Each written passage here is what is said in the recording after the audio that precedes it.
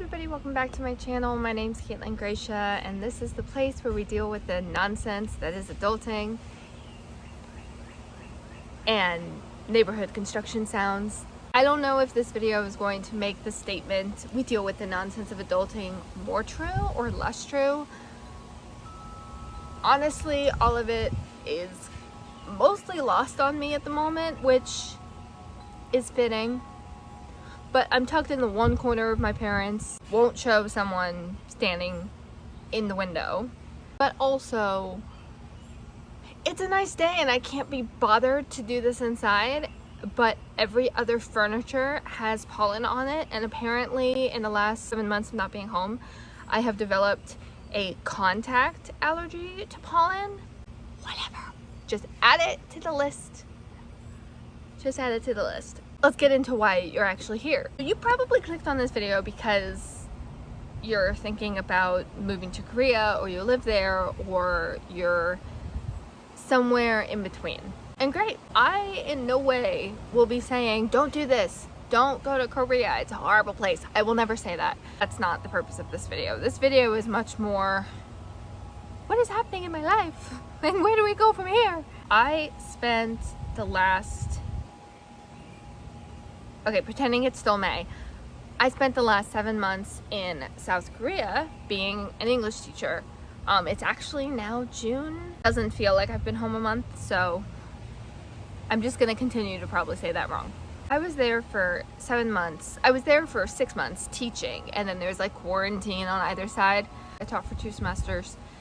That was not the plan. The plan was to teach a year, and the purpose of me going was about trying to save enough money to go back to grad school. And while that is still the plan, I basically learned the hard way that shortcuts only work in Mario Kart. They don't really work in real life. There is, at least in my case, there is a exceedingly high price tag for that shortcut, and I was unwilling to pay it. I do actually have a video with me and one of my other teachers from the same school at the 1 month mark, and we were overjoyed. And if you read my Christmas letter on my blog, I'll link it below, I was still in love with my job. Like, it was a crazy amount of work, do not get me wrong. I worked at a private school. Could you hear that? Which already has a very different level of work. And we also were brand new. I actually got the job in September, but I didn't get to go until the end of October because the school was still under construction and kept having construction delays. So it was brand new. So for a lot of the first semester, I had really, really small classes. My largest, I think I had 7. We were supposed to cap at 10. Any questions you have, stick at the bottom of this video. I'll be doing a Q&A, answering all the burning questions and just the Google questions of what it was that I did later this month. I think my largest class for that first semester was like 7 boys. And like, that was why it was hard. It was boys, and they outnumbered me by a lot. Living and working in Korea was very interesting, and the reasons I left were much more personal than much of the internet advertises when they choose to leave Korea as a teacher. My private school basically just worked me to the bone. And come second semester, when our director, whose entire thing was putting the teachers first, kept swearing the second semester would be better, and it really wasn't. We had less classes. We went from 7 classes a week to 5, and we had a gap period on 2 of our days, which made a huge difference in being able to not take shit home. I was still taking home a whole chunk of papers and essays every night to try to get it done. I didn't sleep, and I didn't explore. I cannot in any way say that my experience is reminiscent of Korea. I never saw Korea, the country. I literally I lived just outside Seoul, in Seoul metropolitan, and then once to meet a friend of a friend, but that was all in one neighborhood of central Seoul, and I literally went nowhere else. I didn't visit at all. I didn't travel at all. And as someone who really doesn't do well cooped up in the house all day, I went to Seoul, like proper, twice, both on immigration adventures. Like just being able to come out here and sit in my parents' yard, which is almost all forested in. Just being able to come out here and sit and get out of the air conditioning and out of the structure of the house is a huge deal. And quite frankly, it made quarantine in 2020 when I came home from London, it made a huge difference with quarantine. And it makes a huge difference in just my day-to-day functioning. I obviously did not have anything of this kind in Korea.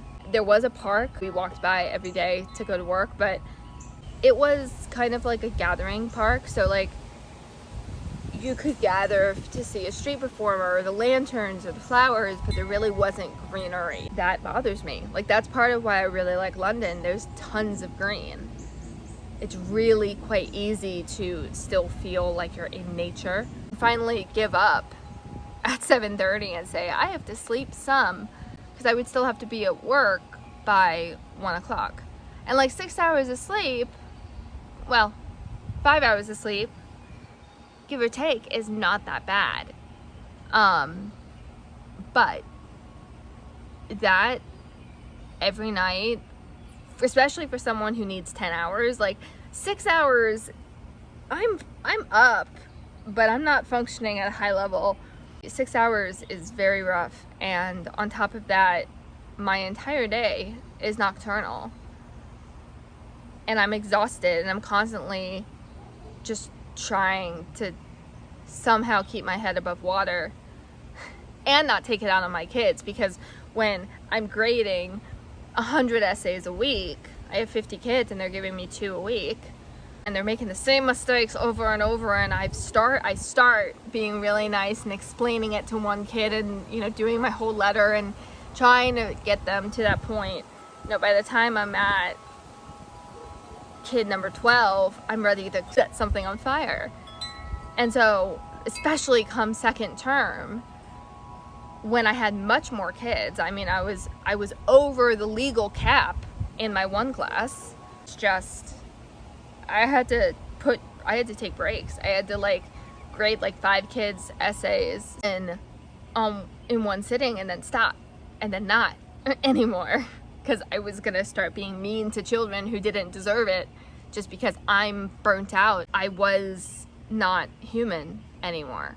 I was not in a functioning space, and I am someone who worked very hard in my early college years to break the habits, physical, psychological, figurative, mental, emotional, and otherwise, of high school and middle school Caitlin Gracia, who was it made me tough as hell. Mentally, I am quite robust. I can compartmentalize pretty well. I can keep my emotions mostly in check, even if it's just a mask. Thank you, theater years. I'm pretty strong when it comes down to needing to get ish done. But Korea really broke me. November, December were fine. At the end of January, we started to really feel it, me and this other teacher.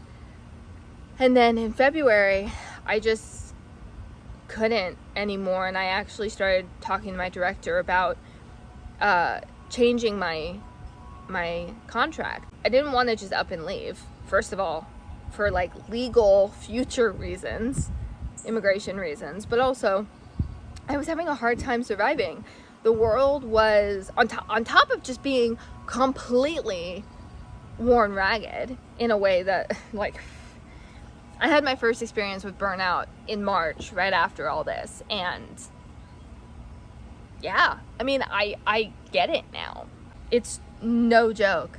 February I was still just trying to keep it together, and ultimately I was able to change my I was able to change my contract, which therefore affected my visa, and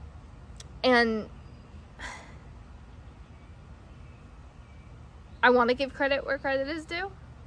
I want to give credit to my director, who was understanding enough to do something that's apparently basically never happens for foreign English teachers in South Korea, where she actually let me out early and I didn't have to take more drastic measures. Am I justifiably angry with her because she knows what she did is wrong, or did she honestly make a mistake because she just didn't listen to me over and over and over and over again?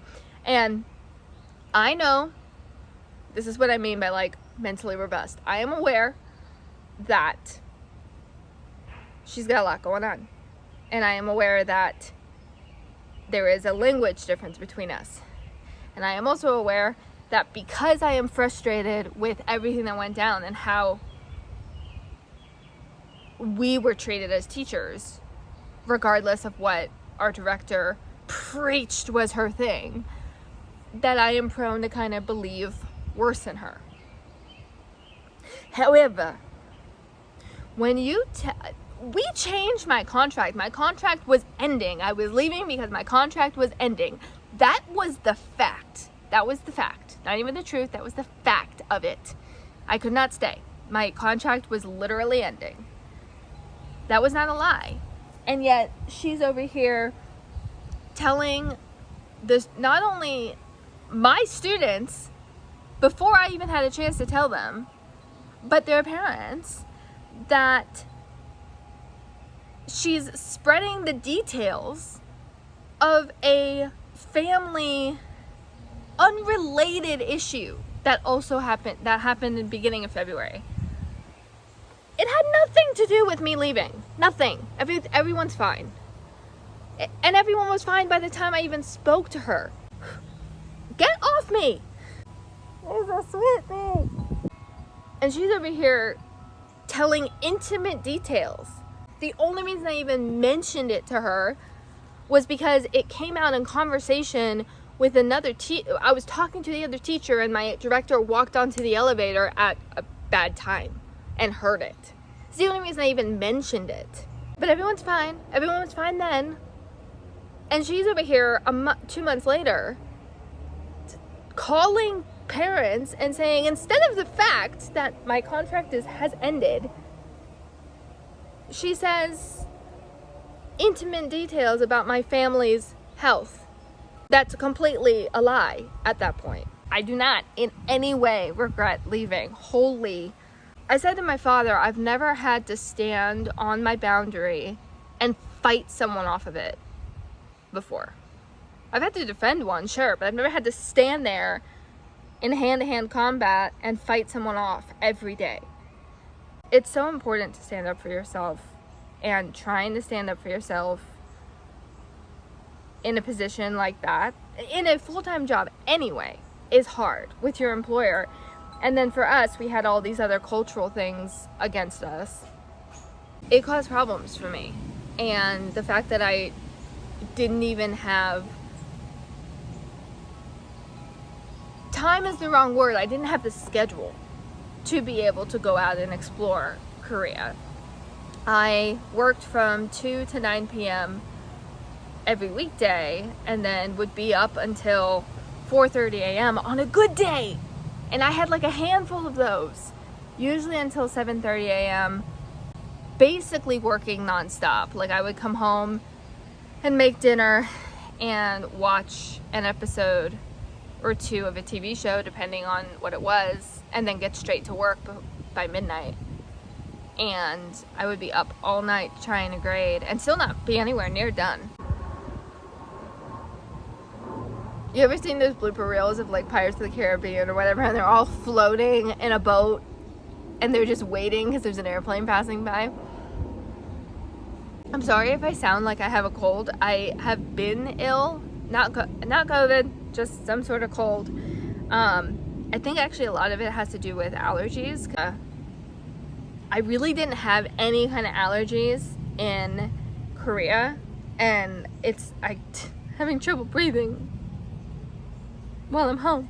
Eating was a whole other thing. I was so excited to go to Korea because first of all, everyone says that Korean food is amazing. I learned I don't agree. I'm really not thrilled with Korean food. The best kimchi I've ever had is from Kroger. Like, it's in my fridge right now. On top of that, like, just my crazy hours made it impossible for me to get to the grocery store, and more to the point, made it impossible for me to cook anything before it went bad. The ingredient food shopping was probably the most culture shock I had, because it just first of all, I couldn't find a bunch of things, and I realized how universal I actually am in terms of food shop. But second of all, everything was basically preserve free, so it expired by the time I even got it home. I was eating a lot of rice cake and noodles, and the only thing I could really keep in my fridge was those Yoplait yogurt drinks that I can get here, but apparently they have them at E-Mart in Korea, and so I kept those in my fridge, and those were my breakfast. Actually, there was issues with my identity too. But everyone I tell that to, they're like, oh, well, that's why you left Korea. No wonder you hated it. I'm like, no, the identity stuff follows me everywhere. The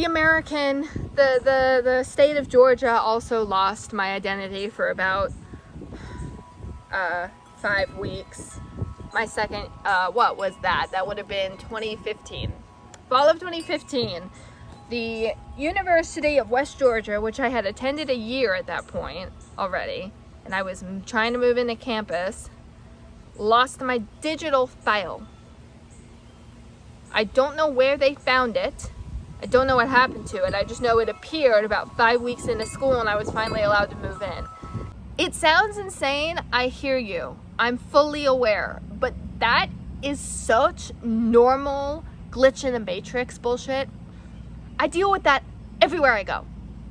And I would say it's a me problem. I would say it's an operator problem because I'm the common denomination in all of these things, except I have no control over it. Nothing I've done. I don't know what about my identity the electronic world despises so much. I must be like destined to tear it down or something, because it hates me. I have so many stories. My favorite is still West Georgia, but I have that is not an anomaly to have a problem with my identity and visa. So we also had that going on, where it was just hard for me to function in Korea as a normal human being anyway.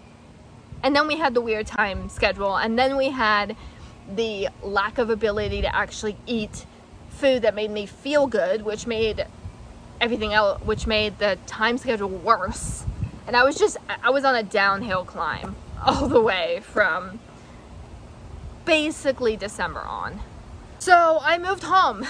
I cut my contract short legally and came home. It is June 4th right now. I have been home a month. I arrived late the 3rd of May. So it's now been a month. When I first got home, I was a shell of a human being. What I can say is that I just stopped being human while I was there. I was a worse version of myself than I was in middle school and high school, when what I assume was depression was rampant. This last month has been very just trying to get recentered in who I am. Like, I went on Facebook for the first time yesterday. My Instagram's been dead. My best friend from London, Layla, she said it best. Like 5 years younger than me, and she's so damn wise, and I am so jealous of her wisdom. But she said, You've been in fight or flight mode for 7 months. You need to remember what it's like to be stable and safe again. She's totally right. And that's basically what this month has been about. I have been looking for jobs too. For the sake of like trying to get back to normalcy and trying to establish a stability in my life again. Being home, don't get me wrong, being home was great.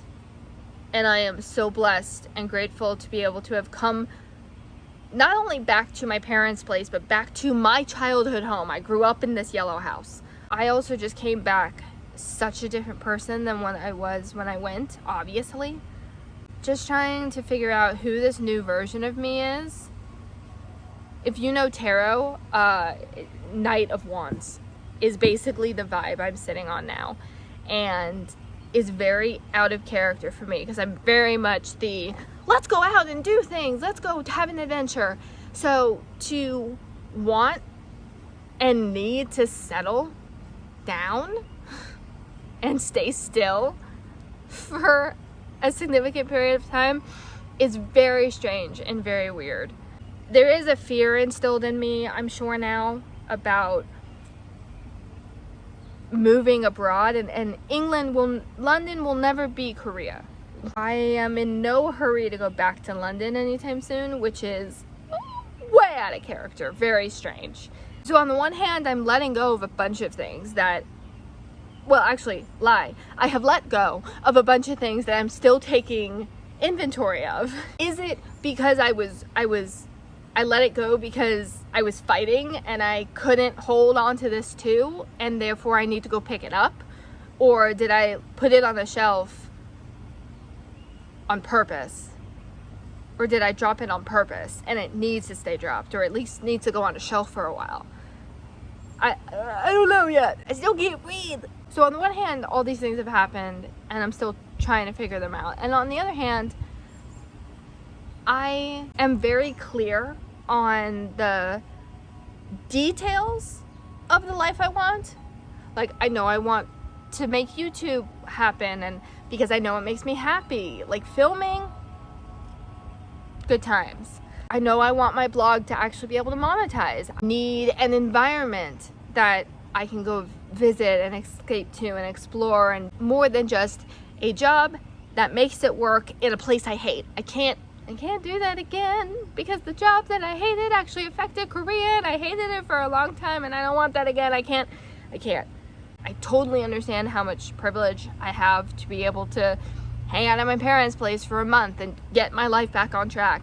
Which leads into what's happening next. Korea was supposed to be the start of my adult life. It was my first big girl job, or the life I was living. I was financially independent. I still have loans out. To go from there back to your parents' place, first of all, and second of all, keep moving forward. And thankfully I want to keep moving forward. I'm a Taurus. Thankfully I'm stupid stubborn. So the fact that Korea didn't work out in my favor sucks.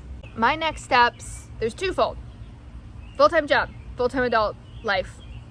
I need to go find even if I'm in America, which is already shocking enough for anyone who knows me. And even if it's around here, I need my own bubble of space that is mine for me to do my adult life world thing with, which we're doing a little bit of this weekend. The other thing is like my entrepreneurial side stuff. Tomorrow, it's Saturday now, so tomorrow, overnight into Monday, my mother and I are driving down to Savannah, and it actually started because I accidentally ended up with an in-person interview for a job. I thought, if I'm driving all the way down there for a job interview anyway, I might as well do a city audition as well. And just go around Savannah a little bit and try to get a feel for whether or not I would enjoy living in that city. Because even if that job doesn't pan out, then I can take Savannah as a serious contender for looking for jobs. That is the weirdest bug I've ever seen. Part of the issue with finding a job right now is I am signed on to another job in middle of July. This is, anyone who's been following me a long time knows this. I work at a creative writing summer camp every July. This is that. It's the job search. And so wherever I land, that's where I'm gonna be. I'm working really hard to make it a steady place for me in the long term. In terms of YouTube, the curse I have fallen into in the past was that I had a bunch of old videos that I recorded, and then either because of miscellaneous tech issues as well as some just bad habits on my part, I never actually edited them and or never actually uploaded them. So I had this whole back cache of videos that only got bigger and bigger and bigger and bigger as I tried to catch up and was still filming new things, and then had a bunch of things corrupt because there wasn't enough space, or a whole thing. Geek Squad gave me this. So maybe now. Okay, very quickly before I have to run out with my mother. I'm just starting over with YouTube.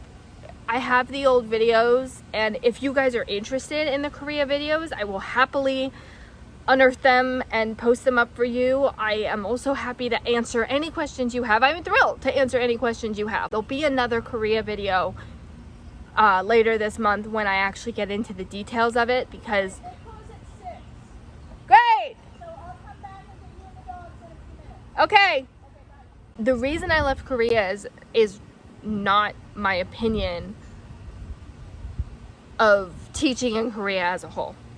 So there'll be another one. But please, any questions you have about anything, really, down below. It's kind of just going to be a mixed match of catch up with my life. Meh.